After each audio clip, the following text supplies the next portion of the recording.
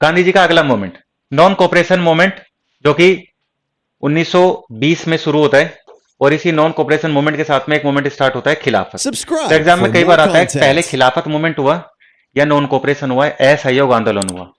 तो पहले होता है आपका खिलाफत, ठीक है, ये 1919 में चालू हो जाता है, और फिर होता है आपका नॉन कोऑपरेशन, ये 1920 में चालू होता है। तो खिलाफत आंदोलन होता क्यों है? तो देखिए 1918 में जब फर्स्ट वर्ल्ड वॉर खत्म हो जाता है, तो ब्रिटेन जो होता है तुर्की के खलीफा की पोस्ट को खत्म कर देता है, और खलीफा की पोस्ट खत्म करने के बाद में जो तुर्की के राइट्स है वो भी खत्म हो जाते हैं, जिससे कि जो ऑल ओवर वर्ल्ड के जो मुस्लिम्स होते हैं वो अंग्रेजों के अगेंस्ट में चले जाते हैं। उसी अगेंस्ट में जाने के बाद भारतीय जो मुस्लिम होते हैं वो एक मूवमेंट स्टार्ट करते हैं, और इसी मूवमेंट जो भारत में स्टार्ट होता है उस मूवमेंट को बोलते हैं खिलाफत मूवमेंट। खिलाफत मूवमेंट जो था एक पॉलिटिकल कैंपेन था, और इस कैंपेन में वही तुर्की के जो खलीफा थे उसकी पोस्ट उनको वापस दिलाना, उनके सम्मान को वापस दिलाना, जो टर्की के दो दो हिस्से किए गए थे उसको वापस से एक कर देना, ठीक है। तो खिलाफत मूवमेंट को भारत में स्टार्ट किसने किया? तो शौकत अली एंड मोहम्मद अली, ठीक है। शौकत अली एंड मोहम्मद अली यानी अली ब्रदर्स ने खिलाफत मूवमेंट को भारत में स्टार्ट किया, और इसके बाद में मौलाना आजाद, अजमल खान और हसरत मोहानी, ये तीन नए नाम आप देखने को मिलेंगे आपको, मौलाना आजाद, अजमल खान और हसरत मोहानी, ये फाउंडर मेंबर हैं खिलाफत मूवमेंट के, ठीक है। बाकी खिलाफत मूवमेंट का बाद में गांधी जी को मेंबर बना दिया गया था। तो अगर आपको बात करी जाए यहां पर, तो Gandhi ji was the president of all India Khilafat committee, यानी गांधी जी को खिलाफत कमेटी का मेंबर बनाया गया। तो गांधी जी को खिलाफत कमेटी का मेंबर कब बनाया गया? 1920 के दौरान। और जैसे गांधी जी को खिलाफत कमेटी का मेंबर बनाया गया तो गांधी जी को एक चीज मिली कि अब मैं कोई ना कोई एक मूवमेंट स्टार्ट कर सकता हूं। तो पहले खिलाफत होता है, खिलाफत के बाद स्टार्ट होता है आपका असहयोग मूवमेंट, ठीक है। तो इसको बोलते हैं असहयोग आंदोलन यानी नॉन कोऑपरेशन मूवमेंट। जो है ये खिलाफत के ही साथ स्टार्ट होता है। तो नॉन कोऑपरेशन होता है आपका 1920 में, और खिलाफत होता है आपका 1919 में, ठीक है। इसी मोमेंट के दौरान गांधी जी एक टाइटल जो है उसको छोड़ देते हैं, और उस टाइटल का नाम था केसर ए हिंद। तो गांधी जी केसर ए हिंद, केसर ए हिंद की जो उपाधि है, हिंद का जो टाइटल है, इसको कब छोड़ते हैं? तो ये छोड़ते हैं नॉन कोऑपरेशन मूवमेंट के दौरान। नेक्स्ट है आपका, नेक्स्ट है कि नॉन कोऑपरेशन मूवमेंट के दौरान ऐसे क्या क्या काम हुए जो कि पहले कभी नहीं देखने को मिले पर अब देखने को मिले। सबसे पहले जो लोकल बॉडीज थी उनके मेंबर्स ने रिजाइन कर दिया, स्थानीय निकायों के सदस्यों ने इस्तीफा दे दिया। सेकंड क्या काम करा? Boycott of elections held under the provisions of 1990 act, यानी 1919 का जो मोंटेग्यू चेम्सफोर्ड एक्ट था, इसने पहली बार इलेक्शंस भारत में इंट्रोड्यूस किए थे कि भारत में नेशनल लेवल पर इलेक्शन कराए जाएंगे, बट इसी इलेक्शन का बाइकआउट किया गया। इसके बाद में जो गवर्नमेंट फंक्शन थे इनका बाइकआउट किया गया। इसके अलावा जो कोर्ट थे या गवर्नमेंट स्कूल थे या कॉलेजेस थे इनका बाइकआउट किया गया। या फिर जो फॉरेन गुड्स थे, जो विदेशी सामान था, बाइकआउट जो फॉरेन गुड्स है यानी विदेशी सामानों का बहिष्कार, ये जो नारा दिया गया है इसी मूवमेंट के दौरान दिया गया। इसके बाद में नेशनल स्कूल्स बनाए गए, कॉलेजेस बनाए गए, और प्राइवेट पंचायत कोर्ट बनाए गए, ठीक है। या जो इंग्लिश कोर्ट वगैरह हुआ करते थे उनका बाइकआउट किया गया। और एक नारा दिया गया स्वदेशी अपनाओ, पॉपुलराइजिंग ऑफ स्वदेशी गुड्स। तो एग्जाम में कई बार आता है कि स्वदेशी अपनाओ का नारा कब दिया गया? तो स्वदेशी अपनाओ का नारा जो है 1920 के नॉन कोऑपरेशन मूवमेंट के दौरान ही दिया गया। नेक्स्ट है आपका 1920 द ट्रीटी ऑफ सेवर्स। तो एग्जाम में कई बार आता है तुर्की के खलीफा की जो पोस्ट है वो एक्चुअल में किस संधि के दौरान छीनी गई थी? तो 1920 में एक संधि होती है ट्रीटी ऑफ सेवर्स, और सेवर्स के दौरान ही तुर्की के खलीफा की सारी पोस्ट जो है खत्म कर दी जाती हैं, ठीक है। इसके बाद में June 1920 an all party conference at Allahabad approved programme of boycott of school, colleges, law court and आज गांधी जी लेड इट। यानी 1920 के जो कांग्रेस का अधिवेशन होता है इलाहाबाद के अंदर, उस इलाहाबाद के अधिवेशन में नॉन कोऑपरेशन मूवमेंट का जो कंसेप्ट होता है उसको स्टार्ट किया जाता है, ठीक है। नॉन कोऑपरेशन मूवमेंट जो होता है उसको स्टार्ट किया जाता है, और बाइकआउट का जो नारा है वो यहां से ही निकालता है, यहां से निकाला जाता है। और इसी बीच में जो 31 August 1920 non cooperation movement started from formally launch. Unfortunately Tilak died August 1 1920। होता क्या है जैसे ही आपका नॉन कोऑपरेशन स्टार्ट होता है, जो जो बाल गंगाधर तिलक थे, ठीक है, एक्सट्रीमिस्ट जो लीडर हुआ करते थे, इनकी डेथ हो जाती है। और बाल गंगाधर तिलक की डेथ कब होती है, एग्जाम में मैक्सिमम टाइम पूछा जाता है। ये फिर ये भी पूछ लिया जाता है कि बाल गंगाधर तिलक की जो डेथ है ये किस मोमेंट के दौरान हुई। तो बाल गंगाधर तिलक की जो डेथ होती है वो नॉन कोऑपरेशन मूवमेंट के दौरान होती है। इसके बाद में अगर हम बात करें तो नॉन कोऑपरेशन मूवमेंट में हुआ क्या था, तो भाई वही सरकारी पदों का त्याग किया गया था, ठीक है। जो टाइटल्स है उनको छोड़ दिया गया था, सरकारी टैक्स थे उनको एक्सेप्ट नहीं किया गया। इसके बाद में जो आपका ऑटोनोमस बॉडीज है, स्वशासन प्राप्ति के अपने लक्ष्य को स्थान, मतलब एक तरीके से अपना लक्ष्य बनाया गया।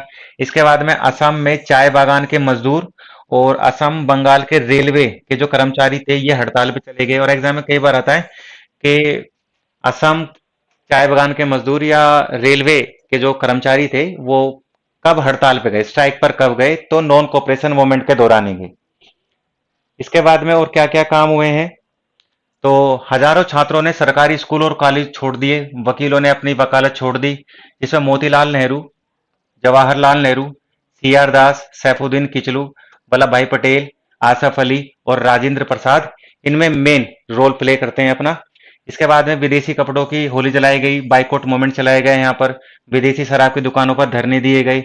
इसके अलावा महात्मा गांधी ने, जैसे मैंने आपको पहले भी बताया, केसर ए हिंद की एक टाइटल था, इसको छोड़ दिया। इसके बाद में बहुत अच्छे से ये मूवमेंट चल रहा था, बहुत बड़े लेवल पे चल रहा था, 2 साल बहुत अच्छे से चला। पर हुआ क्या, कहीं ना कहीं कुछ हो ही जाता है। तो समय आता है 5 फरवरी 2022 का। इस दिन होता क्या है, गोरखपुर में एक जगह है चोरा चोरी। तो चोरा चोरी में लगभग 22 पुलिसमैन को वहां की जो जनता होती है, लोकल पॉपुलेशन जो होती है, उनको थाने के अंदर बंद कर कर आग लगा देती है। अरे होता क्या है, इसमें 22 पुलिसकर्मी जो होते हैं, 22 पुलिसमैन जल के मर जाते हैं।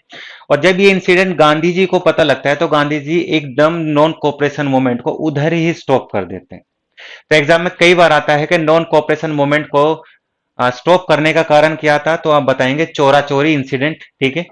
तो चोरा चोरी इंसिडेंट कहां पर हुआ था, गोरखपुर। गोरखपुर कहां पर है, उत्तर प्रदेश के अंदर है। तो चोरा चोरी इंसिडेंट हुआ कब, 2022 में, सॉरी ये 2022 नहीं है, इसको आप 1922 करेंगे, ठीक है। 1922 में हुआ था। और डेट भी पूछ ली जाती है कभी कभी, तो 5 फरवरी 1922 के अंदर ये इंसिडेंट होता है। नेक्स्ट है आपका,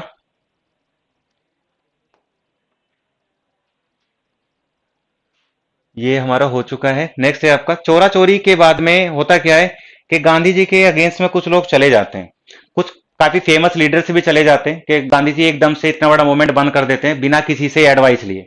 तो इसी को देखते हुए दो फेमस आपके फ्रीडम एक्टिविस्ट आपको दिखेंगे। सबसे पहले दिखेंगे आपको मोतीलाल नेहरू और दूसरे मिलेंगे आपको सी आर दास। तो मोतीलाल नेहरू और सी आर दास ये कांग्रेस छोड़ देते हैं।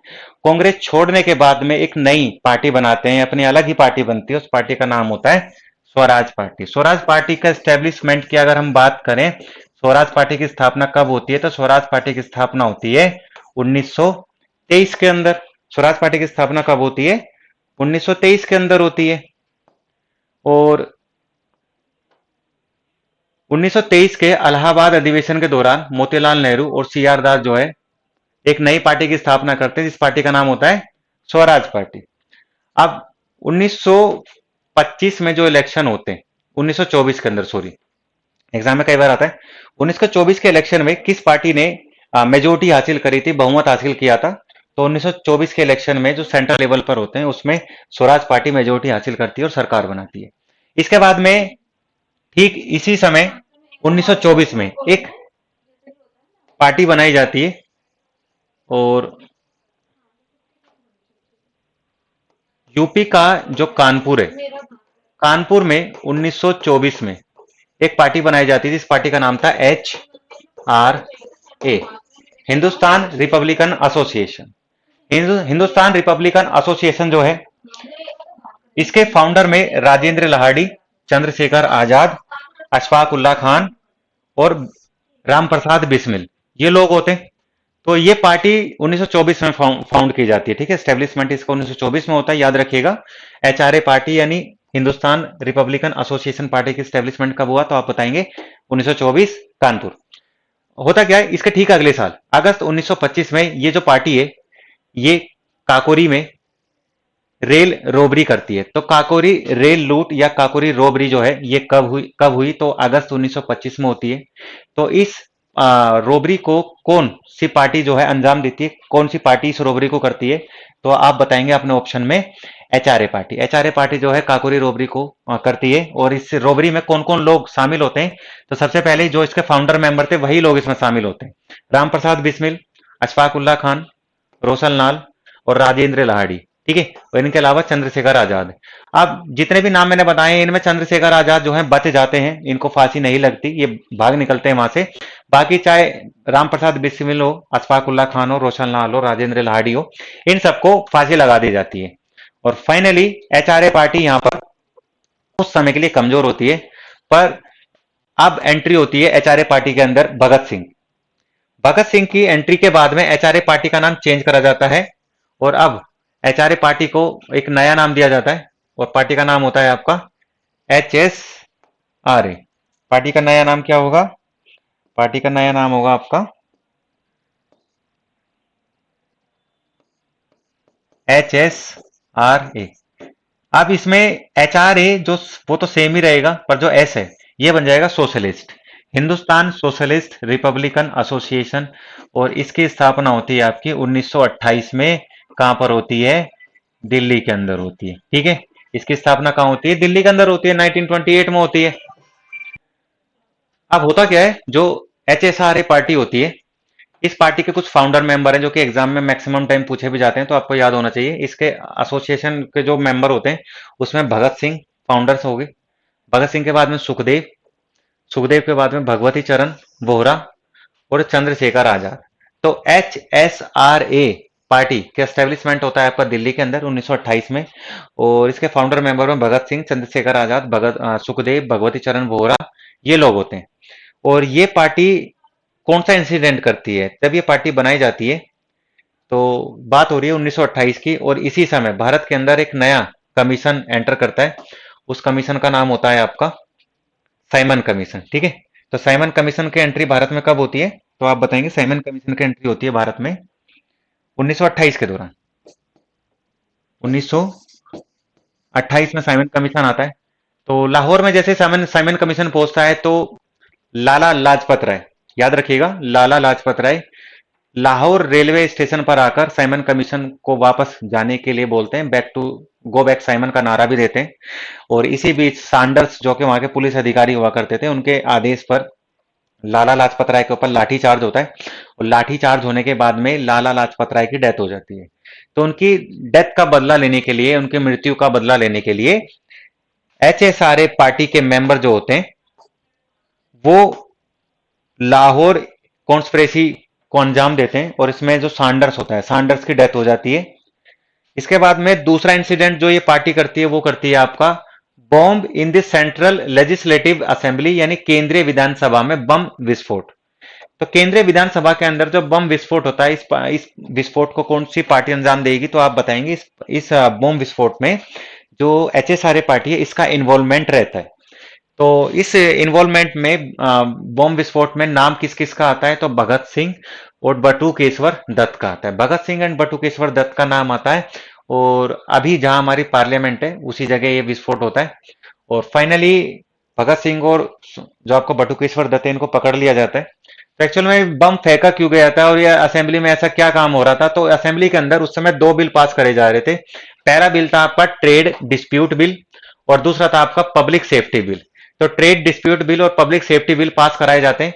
और उस समय ट्रेड डिस्प्यूट बिल अगर पास हो जाता, तो जो इंडियंस आपके ट्रेडर्स हैं, जो मजदूर हैं, उनका पूरा तरीके से बिजनेस चौपट हो जाता। इसके बाद में पब्लिक सेफ्टी बिल का मतलब ये था कि कभी भी अंग्रेज सरकार किसी को कभी भी पकड़ के जेल के अंदर डाल सकती है। अगर ऐसे जेल के अंदर किसी को भी डाल सकते हैं, तो जो हमारी फ्रीडम ऑफ लिबर्टी है, ठीक है, वो फ्रीडम छीन ली जाएगी। तो राइट टू फ्रीडम वाला कंसेप्ट यहाँ खत्म हो रहा था। तो इसी को देखते हुए भगत सिंह ने असेंबली के अंदर बम विस्फोट फेंका। तो केंद्रीय असेंबली में बम विस्फोट कब हुआ, तो आप बताएंगे 1928 में होता है, ठीक है। तो 1928 में जब ये बम विस्फोट होता है, तो भगत सिंह एक लाइन बोलते हैं। क्या बोलते हैं लाइन? कि बहरों को सुनाने के लिए धमाके की जरूरत होती है। तो एग्जाम में कई बार आता है कि बहरों को सुनाने के लिए धमाके की जरूरत होती है। लाइन किसने बोली बोली और किसके लिए बोली? तो भगत सिंह ने बोली। और किसके लिए बोली? ब्रिटिश गवर्नमेंट के लिए, ठीक है। इसके बाद में भगत सिंह, सुखदेव और राजगुरु, इन तीनों के ऊपर इनको जो फांसी लगी थी 23 मार्च 1931 की डेट आप याद रखिएगा। 23 मार्च 1931 ये वो डेट है जब भगत सिंह, सुखदेव और राजगुरु को फांसी लगा दी गई थी। तो एक्चुअल में इनको जो फांसी की सजा मिली थी, तो किस कारण मिली थी? तो लाहौर कॉन्स्पिरेसी के दौरान मिली थी। लाहौर षड्यंत्र केस चलाकर इनके ऊपर इनको फांसी की सजा दी गई थी।